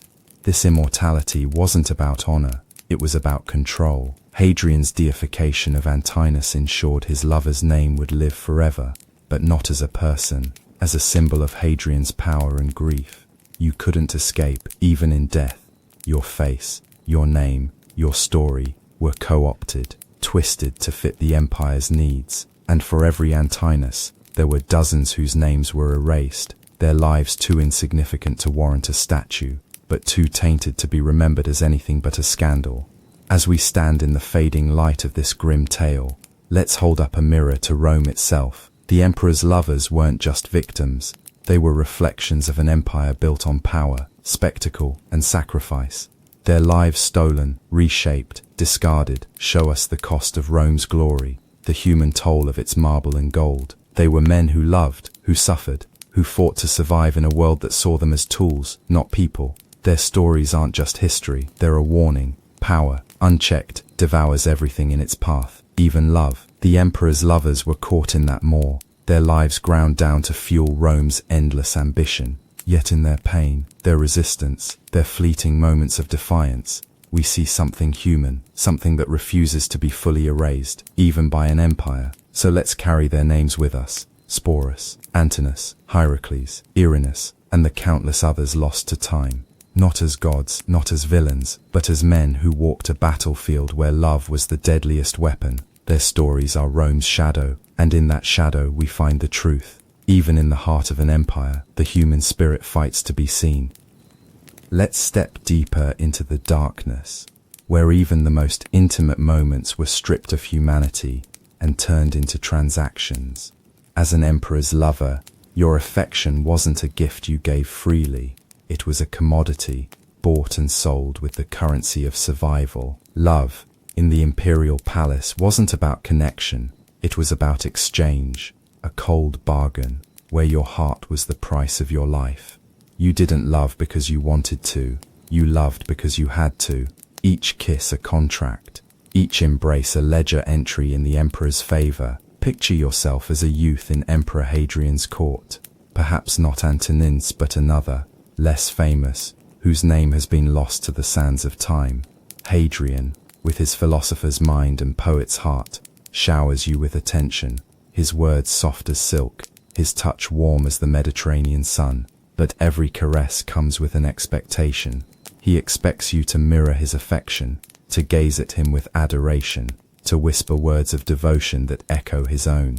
If you hesitate, if your eyes betray a flicker of indifference, his warmth turns to ice. You learn quickly, your love is not yours to give. It's a performance, measured in the emperor's smiles, paid for with your freedom. This commodification wasn't unique to Hadrian. Emperor Nero, with his theatrical flair, treated his lover Sporus's affection like a prop in his grand drama. Dio Cassius recounts how Nero demanded Sporus's love be displayed publicly, his kisses staged during banquets, his words of devotion scripted like lines in a play. If Sporus faltered, if his affection seemed less than perfect, Nero's mood could shift from adoration to rage, his hand reaching for a whip or a blade. Your love wasn't a feeling, it was a product, packaged and presented to suit the emperor's narrative. The horror of this was its dehumanization. You weren't allowed to feel genuine affection, to let your heart guide you. Every moment of intimacy was calculated, weighed against the emperor's expectations. If you loved too much, you risked seeming desperate, a clingy liability. If you loved too little, you were cold, ungrateful, replaceable. The Historia Augusta tells of a lover of Emperor Septimius Severus, a youth from Africa whose name is lost, who was punished for failing to cry when Severus gifted him a golden ring. The tears were expected, a sign of gratitude, and their absence was a betrayal. Your heart was a tool, and in Rome, tools were used until they broke. Beyond the loss of identity, there was a deeper wound, the erasure of your personal history. As an emperor's lover, your past wasn't just irrelevant, it was a threat, a reminder of a life outside the emperor's control. Your childhood, your hometown, the stories that shaped you were stripped away, replaced with a narrative that began and ended with the emperor. You weren't a man with a history, you were a creation, born the moment his eyes fell on you. Imagine being a young man from a small village in Gaul, chosen by Emperor Trajan during a provincial tour. You had a life before, friends who raced you through fields, a mother who taught you to weave, a first love who kissed you under an oak tree. But once you're in Trajan's court, those memories are dangerous. Speak of your village, and you're seen as disloyal, clinging to a life that no longer exists. Mention your family, and you risk their safety, their names noted by spies as potential leverage. Pliny the Younger hints at such a youth, whose letters home were intercepted and burned, Trajan's advisors warning him that nostalgia was a sign of weakness. Your past was erased not by time, but by design. This erasure wasn't just emotional, it was practical. Emperors like Nero or Elagabalus rewrote their lovers' origins to fit their fantasies. Sporus wasn't allowed to be a boy from a Roman suburb, he was Poppaea, a mythical figure born from Nero's grief. Elagabalus's lover Hierocles, according to the Historia Augusta, was given a fabricated backstory as a divine descendant of the sun god, his real origins buried to align with the emperor's religious mania. Your past was a liability, a crack in the emperor's perfect narrative, and it had to be sealed. The horror of this was its finality. You couldn't reclaim your history, couldn't return to the boy you were. Your village might still stand, but you were a stranger to it now, your name whispered as a cautionary tale, or forgotten entirely. You were a ghost in your own life, your past stolen, as surely as your future, leaving you adrift in a present that belonged to the emperor. Being an emperor's lover meant you were more than a companion. You were a piece of imperial propaganda, your life twisted to serve the emperor's myth. Your beauty, your devotion, even your suffering were tools to burnish his legacy, to make him appear divine, benevolent, or tragic. You weren't a person, you were a message, carved into the empire's narrative for generations to see. Antinous is the starkest example. His deification after his death in 13 CE wasn't just Hadrian's grief, it was a masterstroke of propaganda. Hadrian, facing criticism for his Hellenistic leanings, used Antinous to craft an image of a mourning god-king, his love for a youth proof of his humanity and divinity. Temples to Antinous sprang up from Egypt to Asia Minor, his statues a reminder of Hadrian's power. But Antinous himself, his voice, his truth, was irrelevant. He was a symbol, his life reduced to a story that served Hadrian's reign. This wasn't unique to Antinous. Emperor Domitian used his lover Irenaeus to project an image of cultured sophistication. Statius's poems, commissioned by Domitian, praise Irenaeus as a divine figure, his beauty a reflection of the emperor's taste. But behind the verses, Irenaeus was a slave, his life controlled, his role scripted. The propaganda wasn't for him, it was for Domitian, a way to silence critics who called him a tyrant. You were a living billboard, your existence shaped to sell the emperor's greatness, your pain hidden behind the empire's gloss. The horror was in the erasure of your agency. You had no say in how you were portrayed, no control over the statues, poems, or coins that bore your image. You were a tool for eternity, your life rewritten to glorify a man who might discard you tomorrow. And when the empire fell, your image lingered, not as a testament to your life, but as a monument to the emperor's ego. In a world where emperors were gods, your own beliefs were another casualty. As an emperor's lover, you couldn't cling to the gods of your childhood or the rituals of your home. The emperor's faith was your faith, his gods your gods, and to resist was to reject his divinity. Your soul was no longer yours, it was conscripted into the emperor's divine narrative, your personal faith, a threat to his supremacy. Imagine being a youth from Judea, chosen by Emperor Titus after the fall of Jerusalem. You grew up praying to Yahweh, your faith a quiet anchor in a turbulent world. But in Titus's court, you're expected to worship him, to offer incense at his altar, to call him divine. Refuse, and you're a heretic, your faith a rebellion. Tacitus mentions a lover of Titus, unnamed, who was forced to participate in Roman rituals, his Jewish prayers mocked as superstition. To survive, you had to bury your god, your soul a silent casualty of the emperor's will. Elagabalus took this to extremes. His lover Hierocles, according to the Historia Augusta, was forced to join the cult of the sun god Elagabal, performing rituals that clashed with his own beliefs. Hierocles, likely raised in a traditional Roman or Greek faith, had to prostrate himself before a black stone, his prayers rewritten to suit Elagabalus's mania. Your faith wasn't just a private matter, it was a public performance, and to falter was to invite accusations of disloyalty or blasphemy. This loss of faith was a profound horror. In a world where gods were real, where omens guided empires, losing your spiritual anchor left you adrift. You couldn't pray for salvation, couldn't seek solace in the divine. The emperor was your god now, and his worship demanded everything: your body, your heart, your soul. To lose your faith was to lose a piece of yourself, a wound that no temple could heal. Your reputation wasn't just at risk, it was a weapon wielded against you. As an emperor's lover, your name was a plaything, shaped by the court's whispers and the emperor's whims. You weren't allowed to be honorable, virtuous, or even neutral. You were either a saint, crafted to reflect the emperor's glory, or a villain, blamed for his failures. Your reputation was a fiction, written by those who held power over you. Sporus's name became synonymous with shame. Nero's court painted him as Poppea reborn, a romantic ideal, but after Nero's fall, he was vilified as a symbol of the emperor's decadence. Dio Cassius notes how Sporus was mocked in the streets, his name a slur for effeminacy and weakness. He had no chance to defend himself, no platform to reclaim his honor. His reputation was a casualty of Nero's reign, twisted to serve the empire's need for a scapegoat. Even those who survived faced this horror.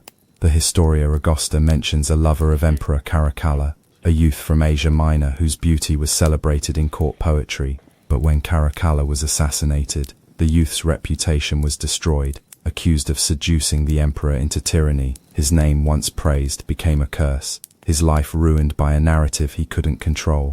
You lived knowing your reputation was a lie, shaped by others to serve their ends, your honor a pawn in their game. The horror was in the powerlessness. You couldn't fight the whispers, couldn't rewrite the story. Your name was a weapon, used to elevate or destroy you, and you had no say in how it was wielded. In Rome, a tarnished reputation was as deadly as a blade, and for an emperor's lover, it was a wound that never healed. Trompadant fine blevo. Beyond the loss of family, you were cut off from your peers, those of your own age, your own station, who might have understood your plight. The emperor's court was a world of hierarchies, and as his lover, you were elevated above others, but at a cost. You couldn't form friendships, couldn't share laughter or confidences with those who might have been your equals outside the palace. You were isolated, a solitary figure in a crowd of rivals and spies. Imagine being a lover of Emperor Claudius, perhaps a young freedman like Narcissus, surrounded by other youths in the court. They're your age, their dreams and fears echoing your own, but you can't reach out. To befriend them is to risk accusations of conspiracy, to invite jealousy or betrayal. Suetonius hints at a youth in Claudius's court, unnamed, who tried to form a bond with another freedman, only to be accused of plotting against the emperor. The youth was exiled, his friend executed, their friendship a casualty of the palace's paranoia. This isolation was deliberate. Emperors like Nero or Commodus kept their lovers apart, ensuring they had no allies to lean on. The Historia Augusta describes Commodus's court as a place where lovers were pitted against each other, their interactions monitored to prevent alliances. You couldn't share a drink, a joke, or a moment of camaraderie. Your peers were competitors, their smiles hiding daggers, their words laced with poison. You were alone, your heart starved for connection, your existence a solitary performance for the emperor's pleasure.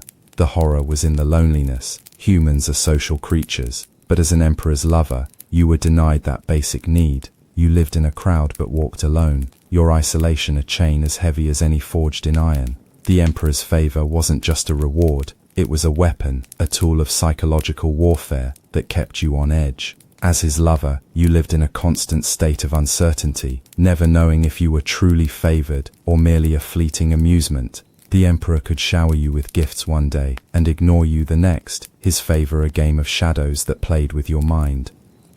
Take Emperor Caligula's court, where his lover Menester faced this torment daily.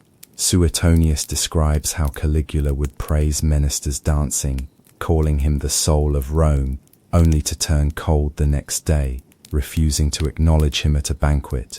Was it a test, a whim, a sign of impending doom? Menester couldn't know, and that uncertainty was its own torture. You had to read the emperor's mood, interpret every glance, every silence, and still maintain the appearance of unwavering devotion. This warfare wasn't accidental, it was strategic. Emperors like Domitian used favor to control their lovers, keeping them desperate for approval. The Historia Augusta notes a lover of Domitian, a youth whose name is lost, who was given a golden cloak one day and stripped of it the next. The emperor's favor, a carrot dangled just out of reach. You lived in a state of constant anxiety, your mind a battlefield where doubt and hope waged war. To lose favor was to lose everything, but to seek it was to lose yourself. The horror was in the manipulation. You weren't just a lover, you were a puppet, your emotions toyed with to keep you pliant. The emperor's favor was a drug, addictive and destructive, and you were hooked, knowing it would destroy you but unable to walk away. The emperor's life wasn't static, and neither was yours. As his lover, you were often dragged across the empire, from Rome to the provinces, from battlefields to pleasure villas. This constant travel wasn't an adventure, it was a grueling ordeal that took a toll on your body and mind. The roads were rough, the ships treacherous, and the emperor's schedule relentless. Imagine being a lover of Emperor Trajan, accompanying him on his Dacian campaigns. You're not a soldier, not trained for the march, but you're expected to keep up, riding in a litter or on horseback through mud and dust.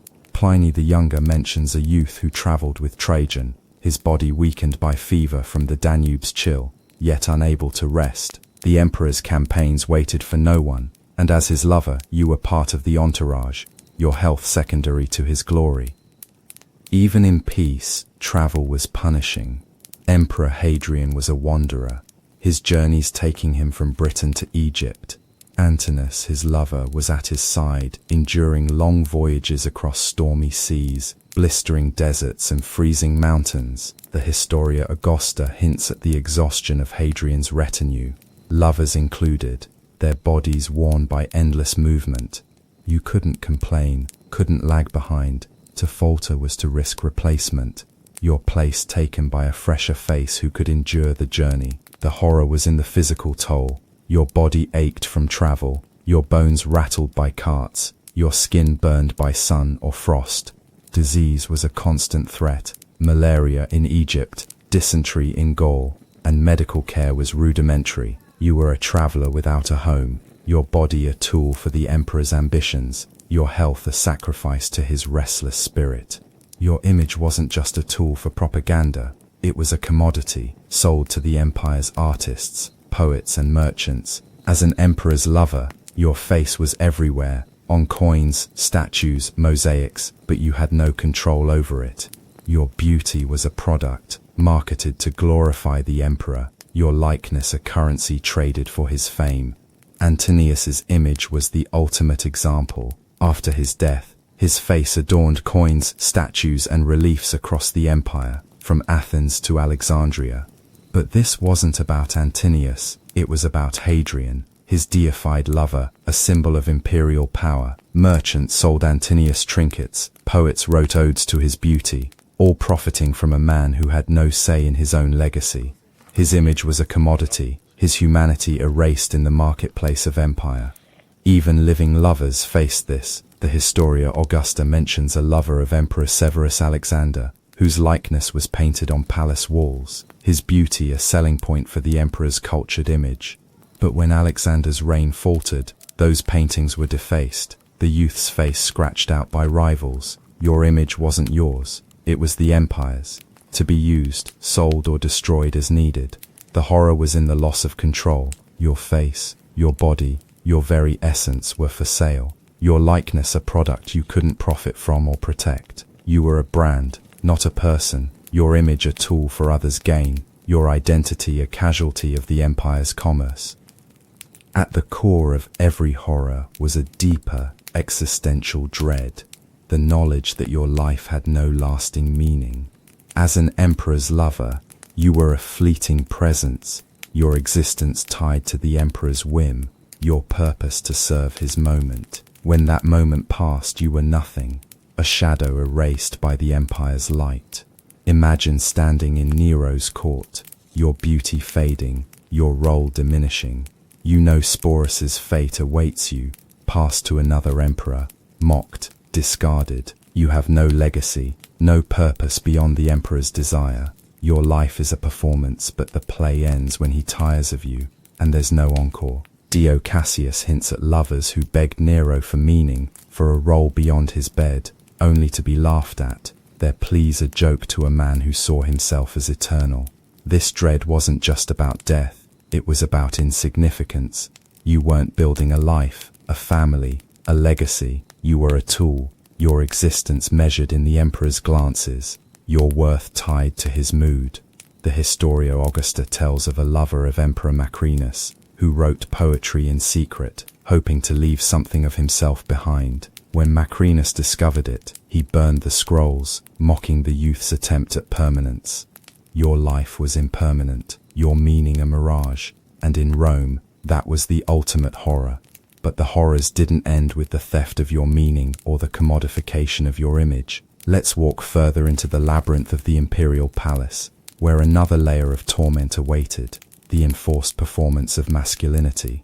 In Rome, masculinity was a currency as valuable as gold, a symbol of strength, honor, and control. As the emperor's lover, you were expected to embody this ideal, not for your own sake, but to reflect the emperor's own virility. Yet this performance was a cruel paradox. You were forced to project strength while stripped of power, to act the part of a Roman man while your very manhood was undermined by your role. Picture yourself as a young man in Emperor Commodus's court, chosen for your athletic build and striking features. Commodus, obsessed with gladiatorial prowess, demands you mirror his ideal of masculinity. You're trained to wrestle, to wield a sword, to stand tall in the arena-like spectacles he stages in the palace. But this isn't empowerment, it's a farce. Your strength is a prop, your every move choreographed to glorify Commodus. The Historia Augusta recounts how Commodus forced a lover, a youth named Cleander, to fight in mock battles, his body bruised and bloodied to prove the emperor's own martial prowess. If you faltered, if your arm trembled or your stance wavered, you weren't just failing yourself, you were failing the emperor's image, and the punishment was swift. A weak performance could mean exile, a beating, or a one-way trip to the Colosseum's real arena. This enforced masculinity was a double-edged sword. You couldn't be too feminine, lest you be mocked like Sporus, dressed as a woman and paraded as a bride, but you couldn't be too masculine either, lest you threaten the emperor's dominance. You had to walk a razor-thin line, projecting strength without agency, courage without defiance. Emperor Caligula, for instance, demanded his lovers, like the actor Menster, perform feats of physical prowess, leaping through hoops, lifting weights, or racing chariots, all while maintaining an air of submission. Suetonius describes how Menster was forced to balance displays of strength with groveling adoration. His masculinity, a performance that could never overshadow Caligula's own. The horror was in the contradiction. You were a man, yet not a man. Your strength was a lie, your power an illusion. Every flex of muscle, every swing of a sword, was a reminder of your subjugation. You were a puppet, dressed in the costume of Roman masculinity, your true self buried under the weight of the emperor's expectations. And in a society that worshipped manhood, to be denied it while forced to perform it was a wound that cut deeper than any blade. Beyond the performance of masculinity, you carried the crushing weight of imperial expectations. As the emperor's lover, you weren't just a companion, you were a living extension of his divine image. Every action, every word, every glance had to align with the emperor's vision of perfection. You were expected to be flawless, not for your own sake, but to uphold the myth of the emperor as a god-king, whose choices were infallible.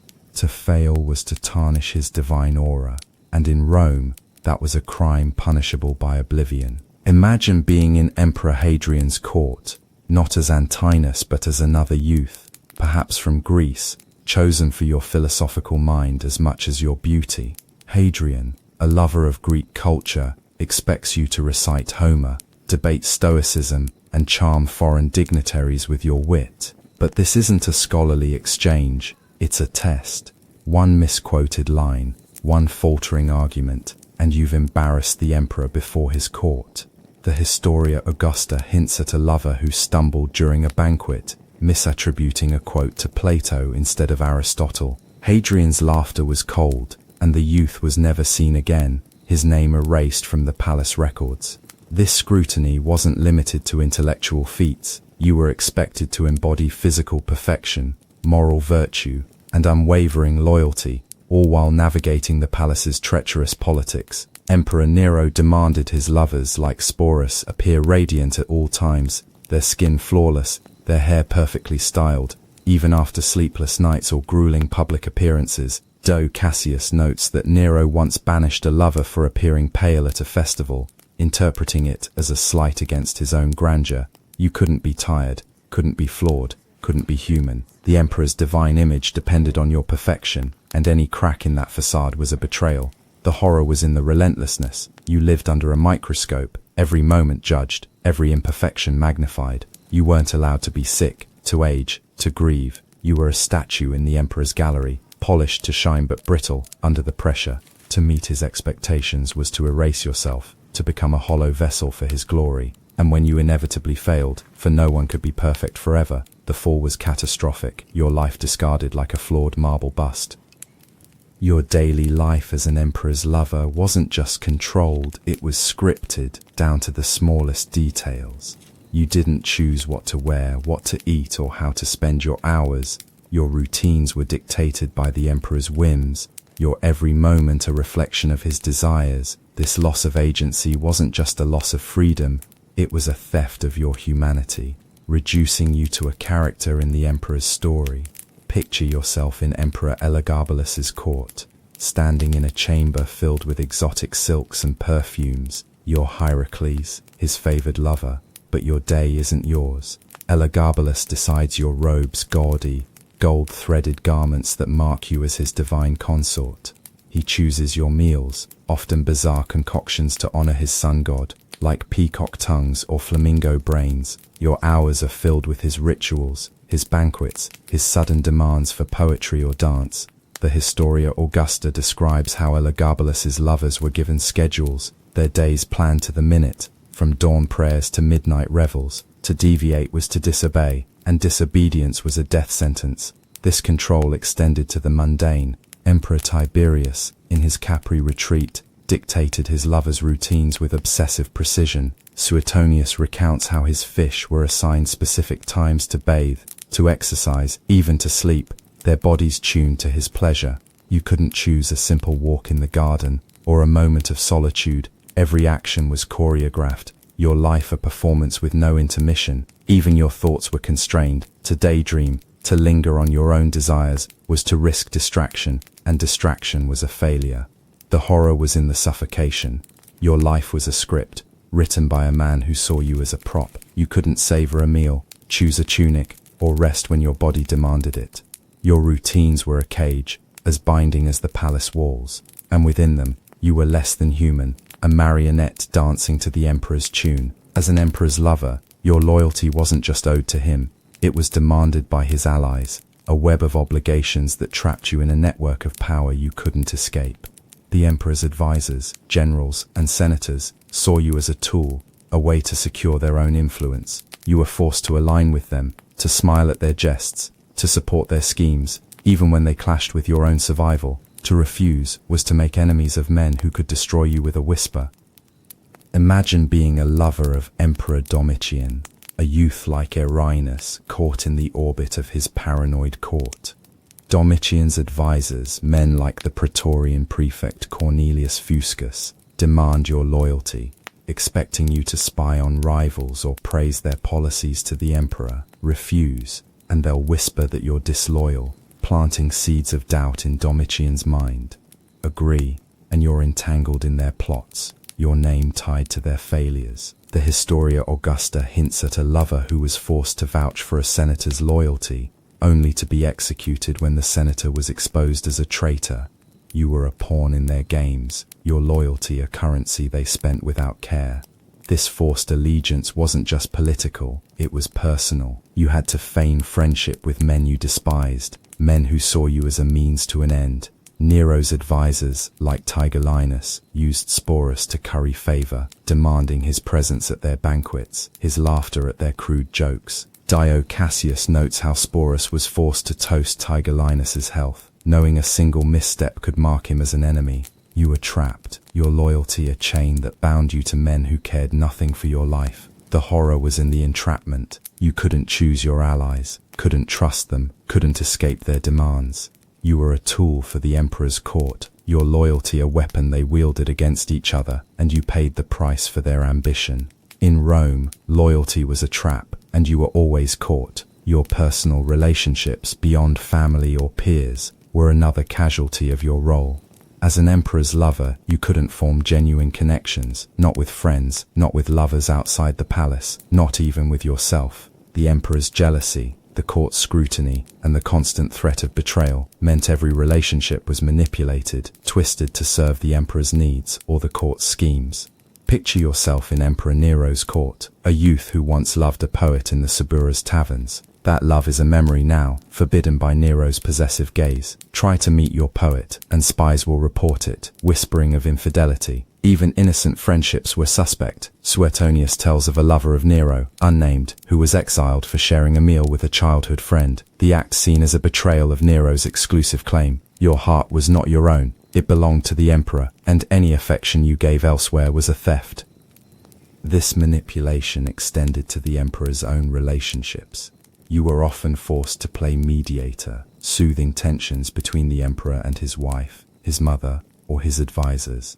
Emperor Claudius's lover, a youth named Silius, was caught in this trap, forced to flatter Messalina while maintaining Claudius's affection. Suetonius describes how Silius's attempts to please both led to his downfall, accused by Messalina of seducing her to gain power. You were a pawn in their dramas, your relationships weaponized to keep you in line. The horror was in the division of your heart. You couldn't love freely, couldn't trust, couldn't even mourn lost connections. Your relationships were a battlefield, each one a potential trap, your heart a prize fought over by those who saw you as a tool. In Rome, love was a luxury, and for the emperor's lover, it was a luxury you could never afford. The palace wasn't just a private prison, it was a stage where your life was laid bare for the empire to see. As an emperor's lover, you lived under the threat of public exposure, your every moment fodder for gossip, your private struggles a spectacle for the masses. The Roman elite thrived on scandal, and you were their favorite subject, your life dissected in taverns, bathhouses, and the Senate itself. Imagine being Hierocles in Elagabalus's court, your role as empress a public performance. The Historia Augusta describes how Elagabalus paraded Hierocles in women's clothing, his every gesture mocked in the streets. Graffiti appeared on walls, crude caricatures of your face, your name a punchline for drunken poets. You couldn't hide. Every banquet, every festival was a chance for exposure, your life a story told by others. Even your private moments weren't safe. Slaves and courtiers sold your secrets, turning your whispered fears into public entertainment. This exposure wasn't just humiliating, it was dangerous. Emperor Galba's lover Isolus faced this, his elevation to freedman status a topic of public scorn. Suetonius notes how Isolus's wealth was mocked in marketplaces, his name linked to rumors of corruption. When Galba fell, Isolus's exposure made him a target. His life ended by a mob fueled by those same rumors. You lived knowing your life was an open book, its pages written by your enemies, your every flaw magnified for the empire's amusement. The horror was in the vulnerability. You couldn't shield yourself, couldn't control the narrative. Your life was a public spectacle, your pain a commodity, your dignity a sacrifice to Rome's endless hunger for gossip. To be an emperor's lover was to be exposed, body and soul, to a world that delighted in your downfall. In Rome, societal norms were rigid. Honor, family, masculinity defined a man's worth. But as an emperor's lover, you were torn from these norms, forced to live outside the rules that governed others. This wasn't freedom, it was isolation, a psychological exile that left you a stranger in the city you called home. You couldn't live as a Roman man, couldn't claim the virtues of your peers, couldn't belong to the society that shaped you. Picture yourself as a lover of Emperor Titus, a youth from a noble family. Outside the palace, your peers marry, serve in the legions, or debate in the Senate, their lives measured by Roman virtues. But you're a lover, your role a scandal, your masculinity questioned by your submission to the emperor. Tacitus hints at a youth in Titus's court, ostracized by his own class, his noble birth meaningless in the face of his role. You couldn't join their world, couldn't claim their honor. You were a shadow, existing outside the norms that gave life meaning. This isolation was deliberate. Emperors like Nero or Elagabalus reveled in defying norms, using their lovers to challenge Rome's traditions. Sporus, dressed as Poppaea, was a walking violation of Roman gender roles, his existence a provocation. But for Sporus, this wasn't rebellion, it was alienation, a life divorced from the values that defined his world. You couldn't be a citizen, a soldier, a father. You were the emperor's, and that made you an outsider, a stranger in a city that worshipped conformity. The horror was in the disconnection. You were surrounded by Rome's grandeur, yet cut off from its heart. You couldn't claim its virtues, couldn't find solace in its traditions. You were a man without a place, your soul adrift in a society that rejected you, your life a silent scream for belonging. Maintaining the perfection demanded by the emperor wasn't just a mental burden. It was a physical ordeal that betrayed your body.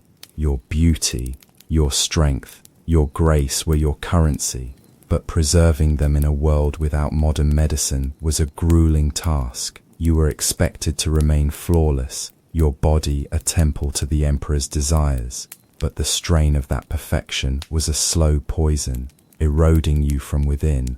Imagine being Erinus Domitian's lover, your youth preserved by castration, but your beauty a constant battle. The Historia Augusta mentions lovers using toxic cosmetics, lead-based powders to whiten skin, mercury to brighten eyes, knowing they risked poisoning. You starved to stay slim, your diet restricted to fruits and grains to avoid bloating. Even as hunger gnawed at you, sleep was scarce, your nights spent at banquets or in the emperor's bed, your days filled with grooming and exercise to maintain the illusion of eternal youth. This strain wasn't just cosmetic. Emperor Trajan's lovers, dragged on campaign, were expected to ride, march, or wrestle, their bodies pushed beyond endurance. Pliny the Younger describes a youth who collapsed during a hunt, his body exhausted from Trajan's relentless pace. You couldn't rest, couldn't heal. A scar, a limp, a grey hair could mark you as flawed, replaceable. Your body was a machine, and the emperor was its unforgiving master, demanding perfection until it broke. The horror was in the betrayal. Your body, once your own, became your enemy, its needs ignored, its limits pushed. You were a prisoner of your own skin, your beauty a chain that bound you to the emperor's will. In Rome, perfection was a death sentence, executed one sleepless night, one skipped meal, one toxic cosmetic at a time. The emperor's love was fleeting, and you lived with the constant fear of being replaced. A new face, younger, more charming, could appear at any moment, stealing the emperor's favor and casting you into oblivion. This wasn't just jealousy, it was existential terror, knowing your entire existence depended on a man whose affections were as fickle as the Tiber's currents. Imagine being a lover of Emperor Severus Alexander, your beauty praised in court poetry.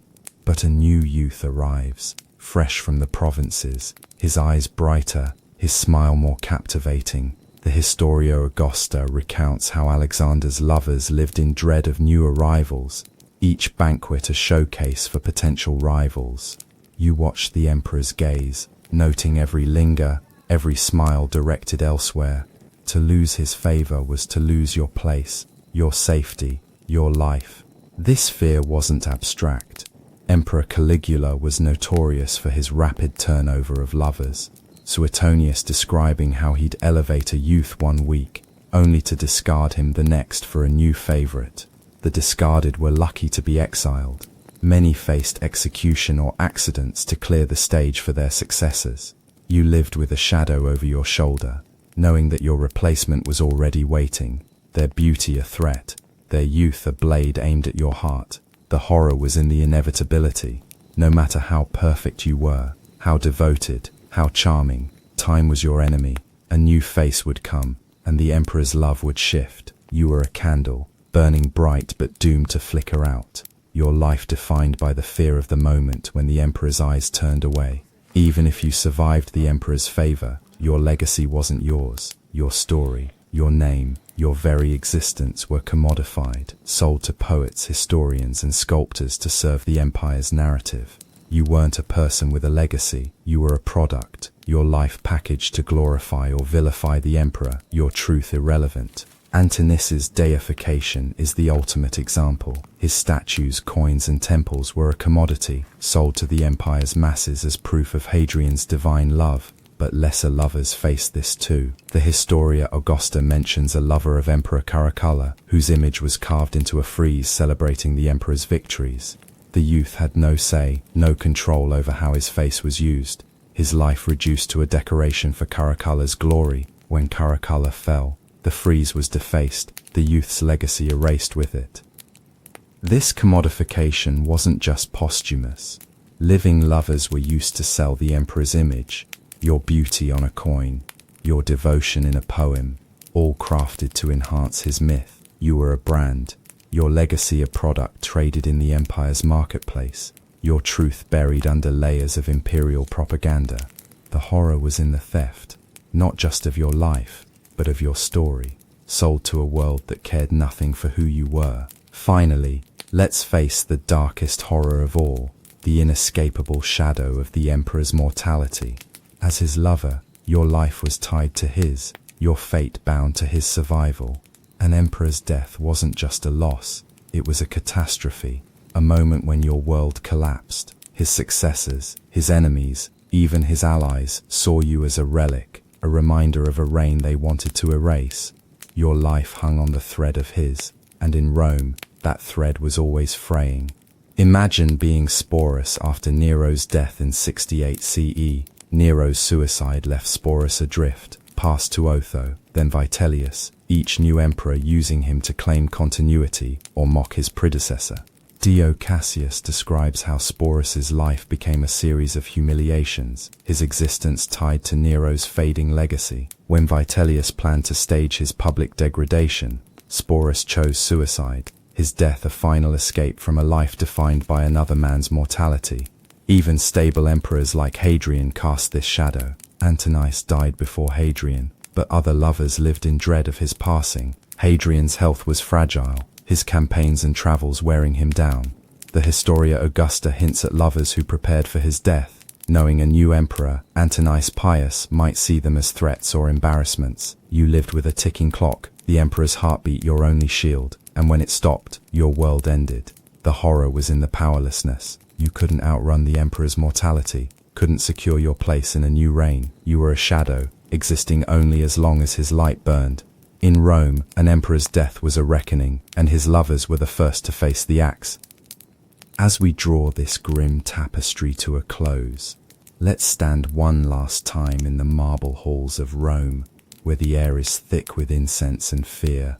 You're the emperor's lover, your life a performance on a stage you didn't choose. Your masculinity is a facade, your perfection a burden, your routine scripted, your loyalties forced, your relationships twisted, your life exposed, your norms severed, your body betrayed, your successor looming, your legacy sold, your fate tied to a dying man. You're a man, but not a man, a shadow cast by the emperor's light, a ghost in a city that devours its own. Their names, Sporus, Antinous, Hierocles, Irenaeus, and countless others, echo through time, not as heroes or villains but as men who fought to survive in a world that demanded their erasure. Their lives were a battlefield, their love a blade, their stories a mirror of Rome's heart, beautiful, cruel, and unforgiving.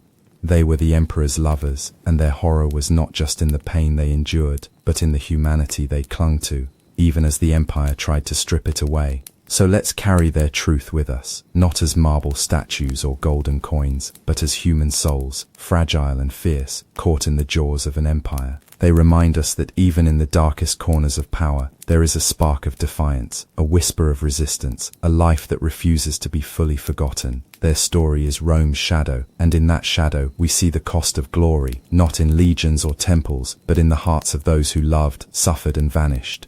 As we near the end of this grim tale, let's consider the end game, or lack thereof. There was no happy ending for an emperor's lover, no retirement to a quiet villa, no legacy of your own. Survival was the best you could hope for, and even that was fleeting. Most lovers died young, their lives cut short by poison, blades, or their own despair. Those who outlived their emperors faced a world that no longer needed them, their names tainted by association, their bodies worn by years of strain. Antinous' deification was a rare exception, but even that was no victory. His statues stand in museums, but they're Hadrian's story, not his. Sporus' suicide was a final act of defiance, a refusal to be passed to another master. Hierocles, Irenaeus, and countless others faded into obscurity, their lives a whisper in the empire's roar. The Roman Empire was a machine, and its lovers were fuel burned bright, then discarded. Their stories are a testament to the cost of power, a reminder that even in the heart of glory, there was suffering. They weren't just lovers, they were survivors. navigating a world that saw them as objects, not people. And in their struggle, we see the truth of Rome, not the marble, not the legions, but the human cost of an empire built on blood and desire. So as we leave this shadowed world, let's carry their stories with us, not as myths, not as statues, but as men, flawed, frightened, and fighting to survive. They were the emperor's lovers, and their lives were a battlefield where love was the deadliest weapon of all.